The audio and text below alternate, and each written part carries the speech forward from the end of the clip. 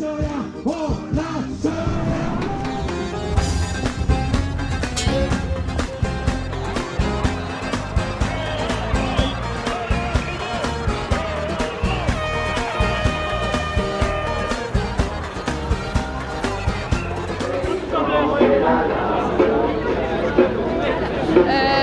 est place du Luxembourg, manifestation contre la réforme du collège.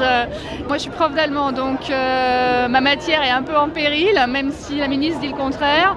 On avait quelque chose de formidable qui était les classes bilingues et la ministre veut les supprimer, ainsi que les sections européennes. Disons que c'est une réforme de trop. Après la réforme des bacs professionnels, le bac pro en 3 ans qui est une catastrophe. Après la réforme de la série technologique qui est une véritable aussi catastrophe. Après la réforme de notre statut qui pour les profs de BTS, ce sera travailler plus pour gagner moins. C'est une réforme de trop. Trop, ça suffit. Il y a des bonnes idées. On peut dire l'interdisciplinarité par exemple, ok, c'est une bonne idée, mais ça ne peut pas être imposé à tous les profs. Et ça ne peut pas être imposé en prenant sur les heures de cours. Parce que le problème, c'est qu'on est toujours à 26 heures d'enseignement et il y aura 4 heures pour les EPI, l'interdisciplinarité, pour des dédoublements, mais ça sera pris sur les matières.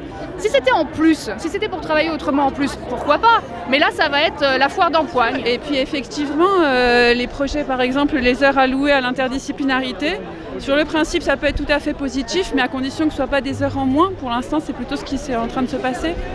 Donc les élèves qui sont le plus en difficulté, s'il n'y a pas déjà les acquis des fondamentaux, c'est très compliqué de faire autre chose. On est très inquiets, notamment aussi pour le latin, le grec, qui nous permet de mettre des bons élèves dans les établissements publics. Ils vont tous aller vers le privé maintenant. On réforme peut-être pas trop, on réforme mal. Et après, nos élèves sont tous diplômés. Mais quelle est la valeur de leur diplôme ? En BTS, vous avez des élèves qui ont tous le bac. Ils ne savent pas tous lire, ni tous compter. Donc donner le bac à tout le monde, c'est bien. On supplée le manque de formation par des contrôles en cours de formation, ce qui évite l'examen final. Tout le monde a l'examen, mais quelle valeur a-t-il ?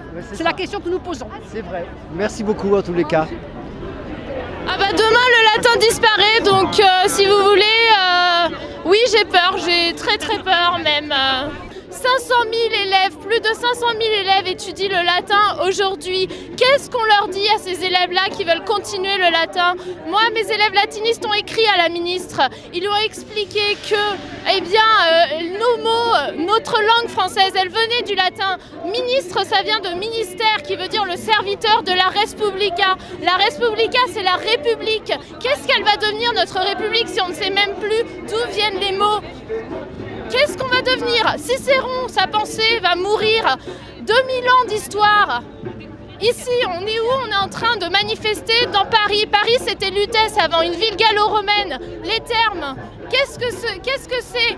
Qui le saura ? Moi, ce que je dis toujours à mes élèves, c'est que faire du latin, c'est faire du français, c'est faire de l'espagnol, c'est faire de l'italien, c'est faire du roumain. Et bon, peut-être honte sur moi, mais je n'ai jamais fait dans mon cursus de l'espagnol et je n'ai pas besoin puisque je sais le lire, je sais le comprendre. Mes élèves qui ont eu mon enseignement et à Argenteuil en zone difficile et aujourd'hui à Courbevoie, dans des zones plus favorisées, ils sont tous touchés.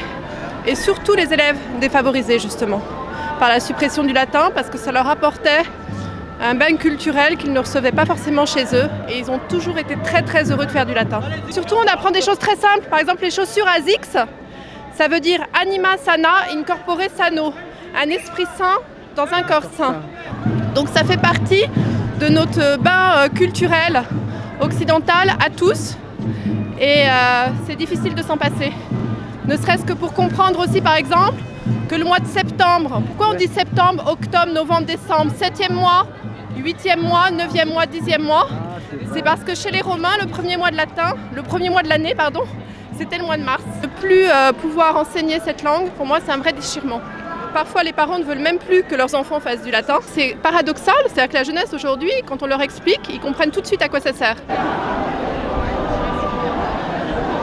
En fait, on est contre ce qui est prévu, c'est-à-dire la suppression effectivement du latin et du grec, le fait que la deuxième langue soit mise dès la 5e, et le fait aussi que ça amène finalement à une certaine autonomie de chaque établissement qui va prendre les heures et les donner et les mettre là où ils le souhaitent. Donc finalement, les élèves seront amenés à ne pas avoir le même enseignement, ce qui nous pose problème.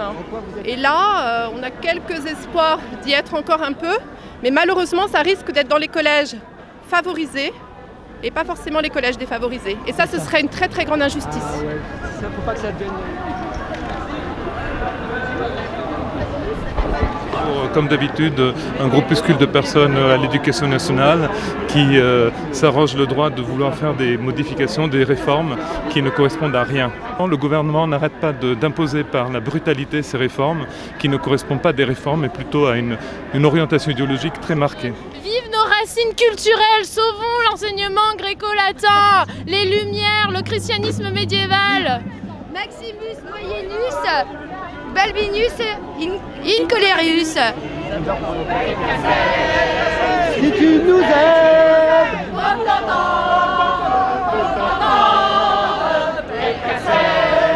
si tu nous aides.